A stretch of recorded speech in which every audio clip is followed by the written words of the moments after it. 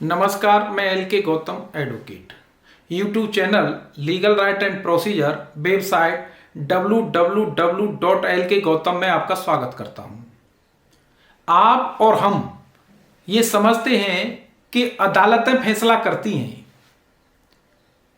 निर्णय भी अदालतों द्वारा किए जाते हैं, लेकिन कुछ मामले ऐसे होते हैं जो अदालत से बाहर पंचायत में अथवा दूसरे तरीके से निर्णय किए जाते हैं और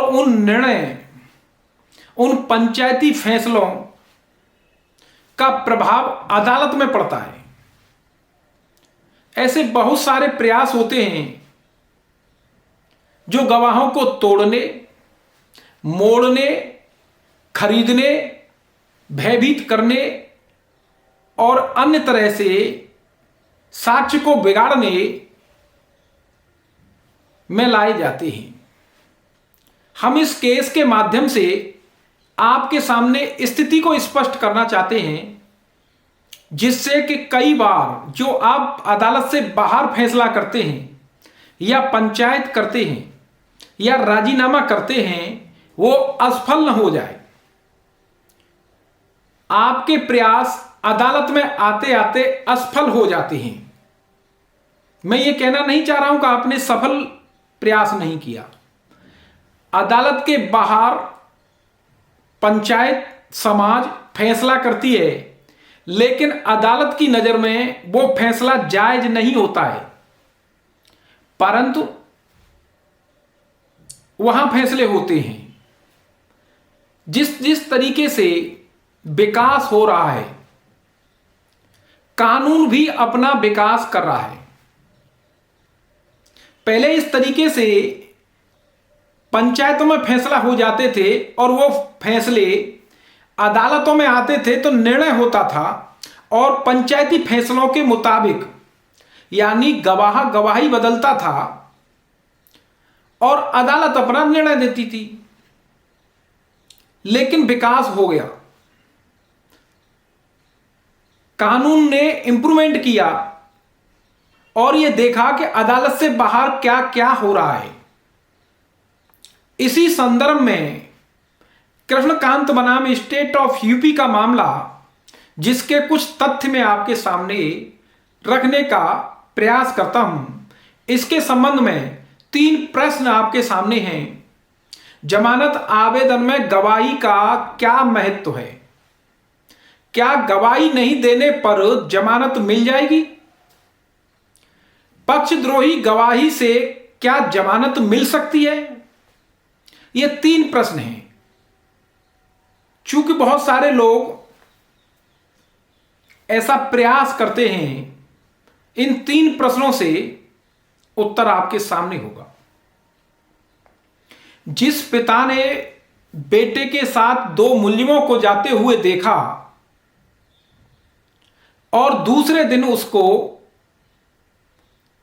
डेड बॉडी मिली, बेटा रात में वापस नहीं हुआ, काफी प्रयास किया। डेड बॉडी मिलने के बाद पिता ने पुलिस में हत्या का आरोप लगाते हुए तहरीर दी और उसकी विवेचना इन्वेस्टिगेशन में धारा 302 आईपीसी के अंतर्गत चार्जशीट दाखिल हुई। मुलजिम को 3 साल से ज्यादा का वक्त हो गया। 3 साल से ज्यादा वक्त से मुलजिम जेल में बंद था। उसकी जमानत पहली हाईकोर्ट द्वारा रद्द कर दी गई। इस 3 साल के दौरान पंचायती लोगों ने प्रयास किया और गवाहों को अपने तरीके से समझा लिया। जो मुख्य गवाह यानी मृतक का पिता और दूसरा व्यक्ति, जिन्होंने लास्ट सीन, अंतिम बार मृतक को अभियुक्तों के साथ जाते हुए देखा, अदालत में आते आते 3 साल में इतना विकास हो गया एक बाप ने यह कहा कि मैंने कुछ नहीं देखा, हत्या इन लोगों ने नहीं की, यानी कि मामला पलट गया। जो लोग पुलिस को अपनी गवाही दे रहे थे कि इन लोगों ने हत्या की, 3 साल के दौरान अदालत में आते आते उन लोगों ने अपनी गवाही को पलट दिया।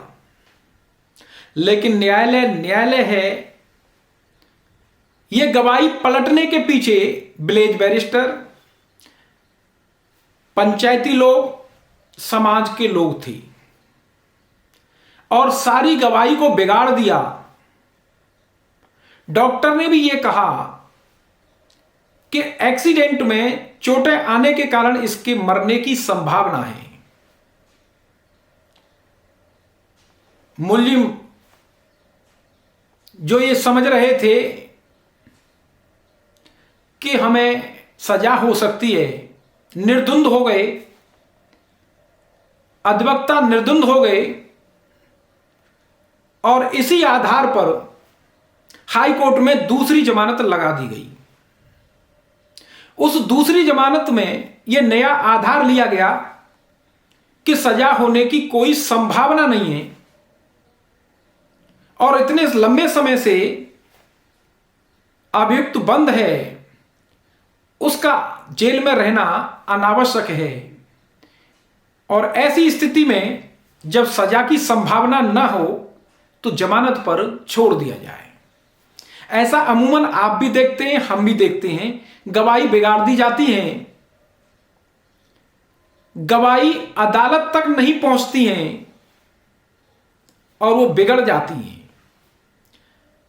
पंचायती लोग ये समझते हैं कि जमानत मिल जाएगी, आप निर्णय पा सकते हैं, आपके पक्ष में निर्णय जा सकता है, लेकिन आपको ऐसे मामलों में जमानत नहीं मिल सकती।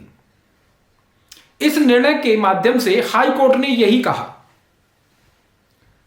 यही बताया, चूंकि धारा 161 के अंतर्गत वादी और गवाहों ने गवाही दी, क्या कारण रहे अदालत में आते आते गवाही पलट गई, यानी होस्टाइल एविडेंस रिकॉर्ड की गई। हाई कोर्ट ने यह कहा कि होस्टाइल एविडेंस के आधार पर जमानत नहीं दी जा सकती है, यह जमानत का आधार नहीं हो सकता है। यदि कोई राय पक्षद्रोही गवाहों, होस्टाइल गवाहों, ऐसे गवाहों के आधार पर जो अदालत में पलट गए हों, कोई राय बनाई गई है, तो ये एविडेंस का मूल्यांकन है। एविडेंस को देखना है, निर्णय से पहले गवाही को देखना, उसका असेसमेंट करना और असेसमेंट करके निर्णय से पहले ही कोई राय बनाना वो गलत है। चूंकि ट्रायल कोर्ट नहीं था, ये हाई कोर्ट था, जहां ये आधार लिया गया कि गवाही होस्टाइल है, अभियोजन को सपोर्ट नहीं किया है, ऐसी स्थिति में जमानत दे दी जाए। हाई कोर्ट ने यह माना कि यह कोर्ट ट्रायल कोर्ट नहीं है, यह कोर्ट होस्टाइल एविडेंस का असेसमेंट नहीं कर सकती। हालांकि होस्टाइल एविडेंस का असेसमेंट जब किया जाए तो यह प्रतिपादित स्थापित सिद्धांत है कि इन्वेस्टिगेशन ऑफिसर की गवाही के आधार पर भी ट्रायल कोर्ट सजा कर सकती है। तब आप कैसे कह सकते हैं कि होस्टाइल एविडेंस है और आप बरी हो जाएंगी? यह गलत है। हाई कोर्ट ने यह माना कि वो बेल एप्लीकेशन को सुन रही है, धारा 439 सीआरपीसी के अंतर्गत जमानत को डिसाइड कर रही है। ऐसी स्थिति में जब बेल एप्लीकेशन डिसाइड की जा रही है, सुनवाई की जा रही है, उस स्तर पर होस्टाइल एविडेंस या डॉक्यूमेंट के आधार पर असेसमेंट करना वो गलत है। लिहाजा जमानत प्रार्थना पत्र स्वीकार नहीं किया जा सकता है। जमानत प्रार्थना पत्र की सुनवाई के संबंध में यह वेल सेटल्ड लॉ है। कल्याण चंद सरकार बनाम राजेश रंजन उर्फ पप्पू यादव के मामले में सुप्रीम कोर्ट द्वारा यह कहा गया कि एविडेंस की डिटेल इस स्तर पर जब जमानत की सुनवाई की जा रही हो किया जाना ठीक नहीं है।